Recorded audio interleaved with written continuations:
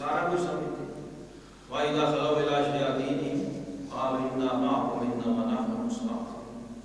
جب اپنے شیاطین کے ساتھ واپس جاتے کہتے نہیں ہم تو اصل میں تمہارے ساتھ ہیں، اسے تو ہم مذاق کرتے ہیں.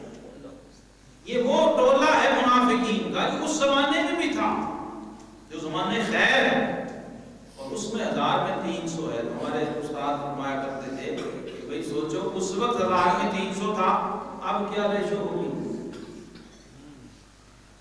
اب کہاں تک بات چلے گی.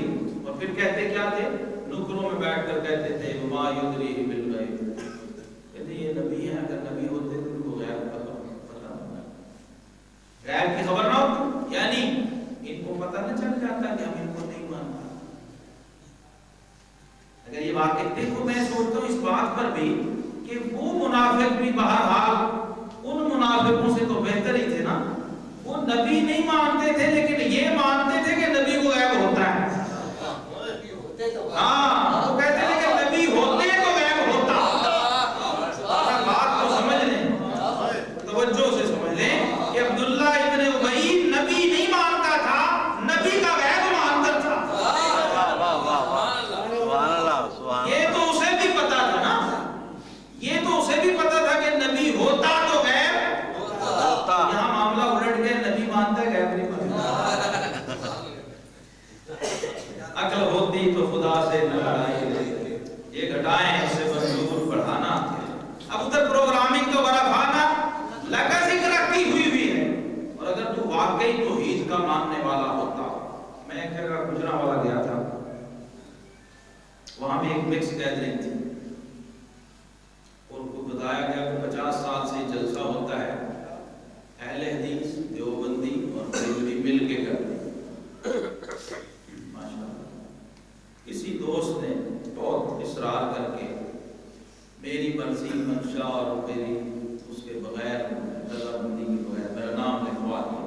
وہ ہوتا ہی ہے کہ 2 مقرر، ان کے 2 ان کے اور 2 ان کے، یہ اس کی 2 روزہ کانفرنس.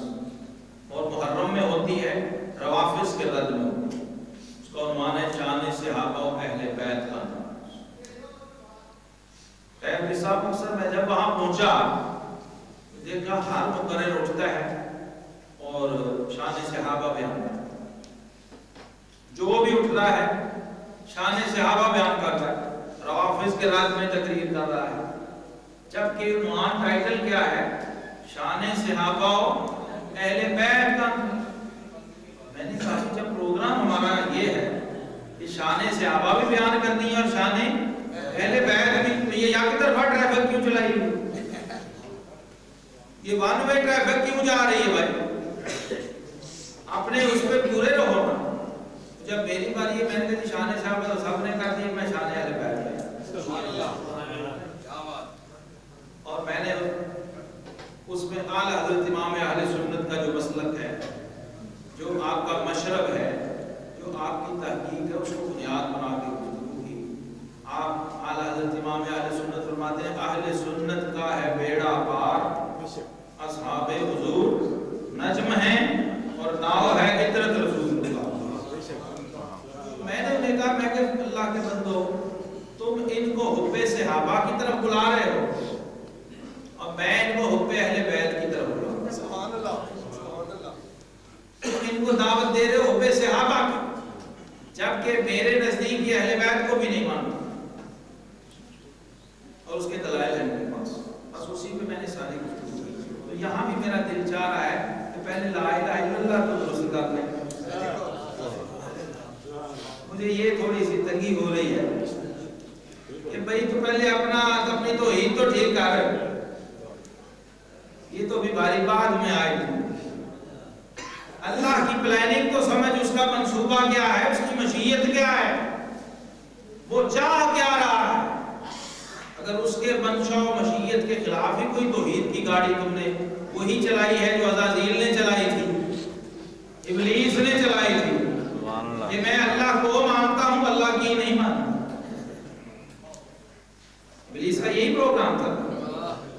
ان کا جو اسجدوا لآدم، اللہ نے امر کیا، حکم دیا کہ آدم کو سجدہ کر، کہنے لگا انا خیر منہ خلقتنی من نار وخلقتہ من طین.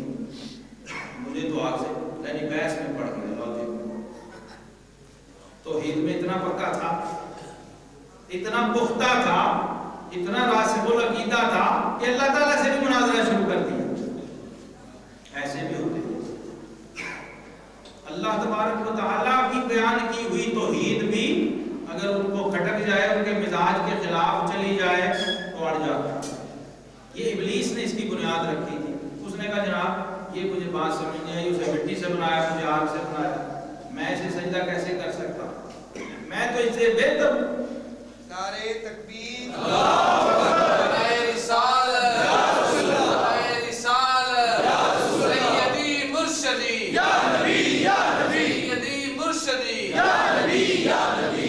اس نے کہا جی میں بہتر ہوں، اس لیے سجدہ نہیں کیا۔